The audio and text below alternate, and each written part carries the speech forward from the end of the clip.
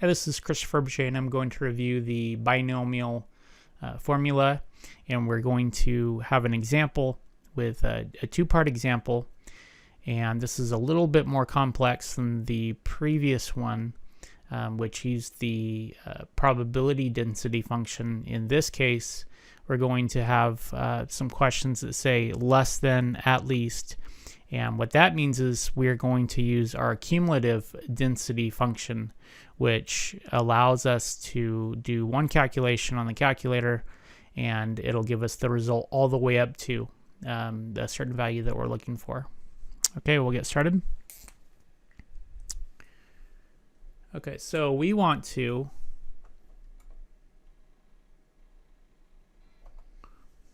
use the binomial formula to calculate the following probabilities for an experiment in which n equals 6 and p equals 0.3, which is our success. Okay, so we'll start off with listing out what we're working with. On the first one, we're going to do less than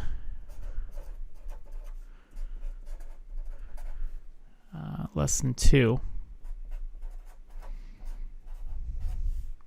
So that's what we're working with. So less than 2 means we're looking for 0 and 1. So it has to be less than 2. It essentially can't touch 2. So less than 2. Okay. And it looks like this.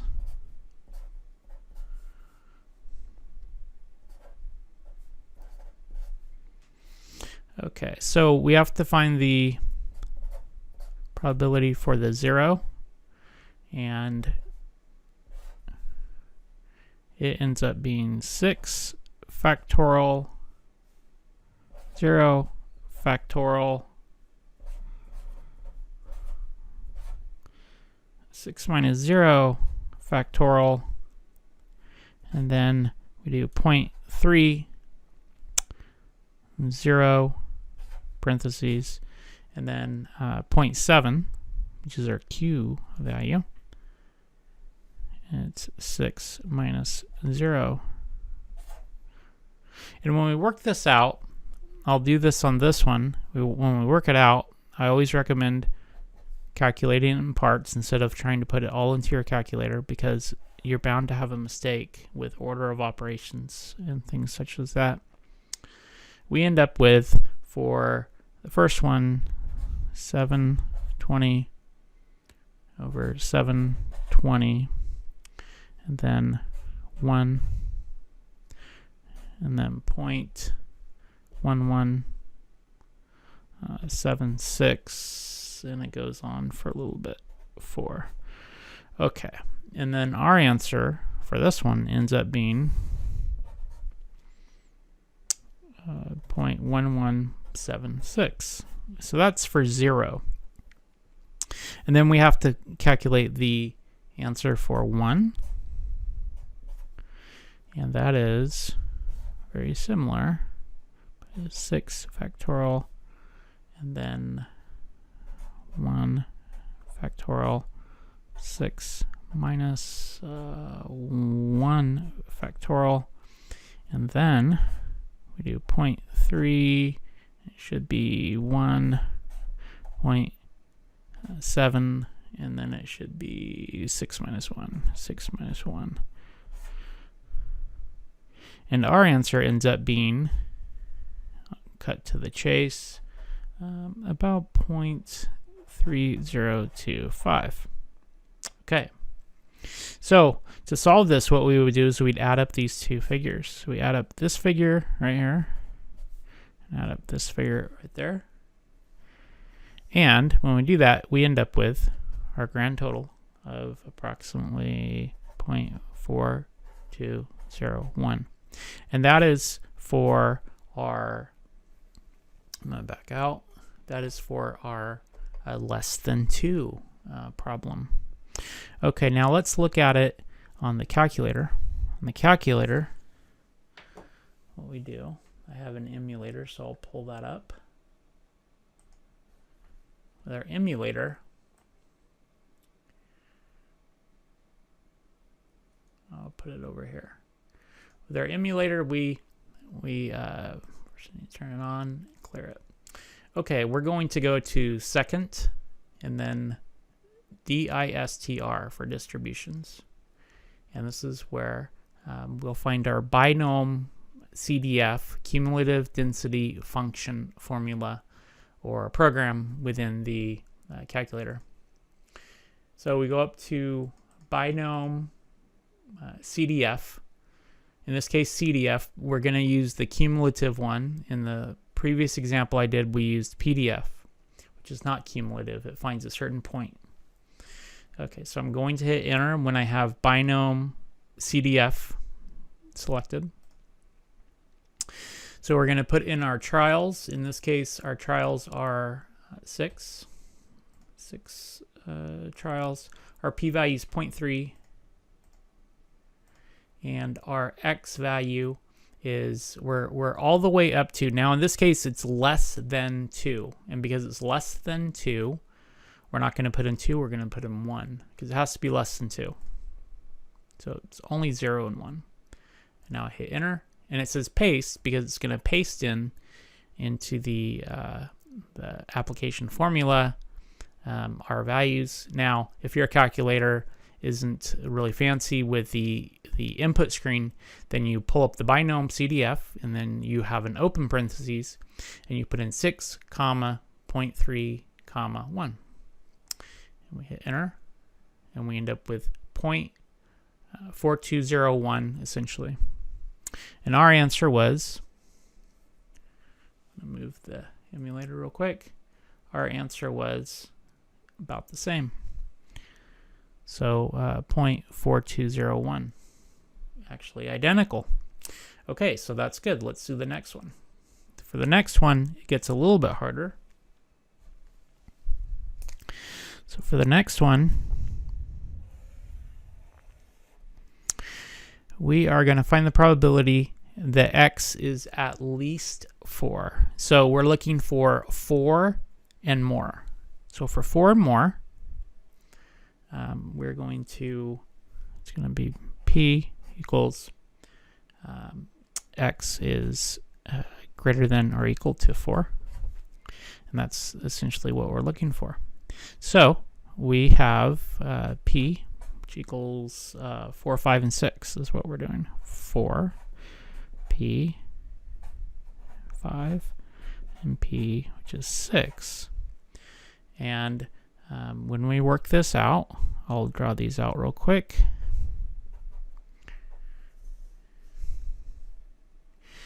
We end up, luckily I have this already calculated. Let's see, we end up with 6 on the top of all of them. 6 factorial, 6 factorial, 6 factorial. And then down below, we have 4, 5, 6. So 4, 5, 6. And then it's always 6 minus, running out of space, 5 factorial. And then let's see, it's 6 minus 6 factorial. Oh, and actually I need to put the factorials right here. Factorials in between the 5. Factorials right there. So it's going to be 6 minus 4 factorial. And that's going to be 0.3 fourth power, 0.3 to the 5th power, and 0.3 to the 6th power. And then multiplied by 0.7, which is our Q value, which means it's the failure part of our success probability. So it's 0.7, and we'd use 6 minus 4. And then it is 0.7, and it's 6 minus 5. And 0.7, 6 minus 6. Okay, so we'll just look at the answers real quick. So we calculate that all out. Like I said before, always do these in parts. I recommend doing the bottom of this, the denominator, and then the numerator, and then the parts out here, and then multiply them all together. It just makes more sense. Okay, so our answer for the individual parts is 0, 5, 9, 5. It's a little messy. 0.09. Wait, sorry. 0.0595. And then 0.0102, and then this is actually gave me a scientific notation on this one when I calculate it. 0.0729. So it's a very small probability. Okay, and when we add these all up, we sum up the 3, we end up with 0.0704. My paper's moving. So that's our answer. 0.0704. So it's about 7%, let's say. Okay. Let's do this on the calculator. And on the calculator, I'll pull up the emulator. We have a couple tricks that we can do. On the calculator, we can do this. I'll clear it. Now I do second and distribution. I go down. You can actually go up and it'll bring you to the bottom of our options. We go binom CDF, cumulative density function, because we are working with multiple or a range of values. And we're going to do trials, which should, most of this data should be the same. So 6, that's great. 0.3 for success for our P, that's great. Now our X value. Now in this case, there's a couple tricks we can do.